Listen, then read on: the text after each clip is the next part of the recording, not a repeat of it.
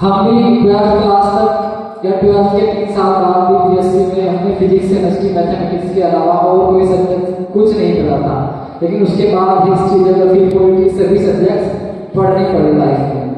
तो that was the example that failure is not to be depressed और something कि अब ये लाइफ एंड हो गया, इस तरह से नहीं लेना है कि अगर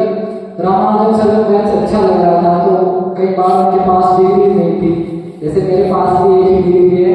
और ऋषिकांत सर के पास तीन डिग्री है, एक पीएचडी भी है और सुरजीत सर के पास 2-3 डिग्री है, ठीक है ना। तो ये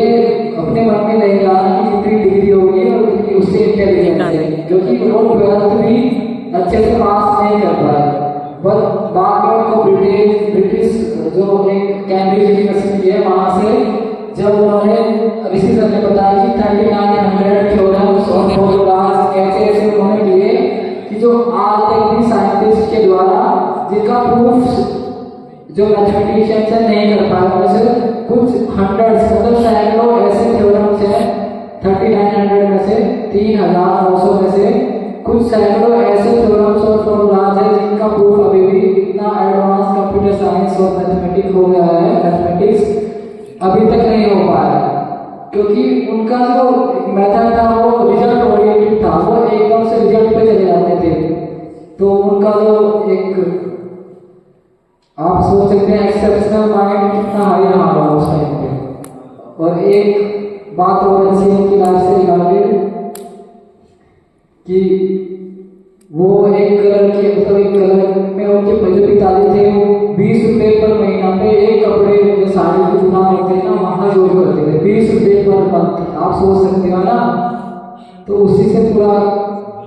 खर्च चलाते थे घर का। लेकिन कुछ दिनों बाद जैसे उनका मैथ्स में इंटरेस्ट बढ़ा तो वो जैसे अपने सीनियर्स को ट्यूशन देने लगे थे कि जैसे अगर 12th क्लास में है तो बीएससी वालों को पढ़ाने लगे, या 11th क्लास में तो 12th क्लास वालों को ट्यूशन देते थे। तो आप सोच सकते हैं मोस्टली क्या करता है कि 9th क्लास का स्टूडेंट 6वीं 7वीं 8वीं वालों को ट्यूशन दे सकता है ना, लेकिन वो क्या करते थे हायर क्लासेस में ट्यूशन दे करके अपना इकोनॉमिकली अपने आप को उन्होंने इंडिपेंडेंट बना, ठीक है ना। और एक भी था जब उनको पहली बार उन्होंने अपना रिसर्च पेपर भेजा ब्रिटिश में कैम्ब्रिज यूनिवर्सिटी में प्रोफेसर को, तो उन्होंने जो रिसर्च पेपर था उसको कह दिया कि हाँ अच्छा है, जैसे बोल देते ना क्या इसकी हैंडराइटिंग अच्छी है, अच्छा काम किया है, बस इतना कहा, बाकी और कुछ नहीं।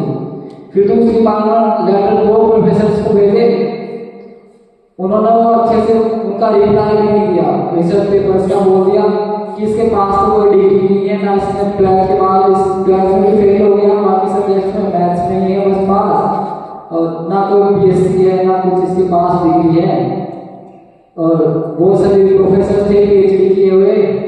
और अच्छे मास्टर्स डिग्री एमएससी बीएससी जो भी हाई लेवल डिग्रीज होती हैं कि इसके रिसर्च पेपर्स में क्या ही होगा। तो उन्होंने उन पेपर्स का रिप्लाई देना उचित नहीं समझा।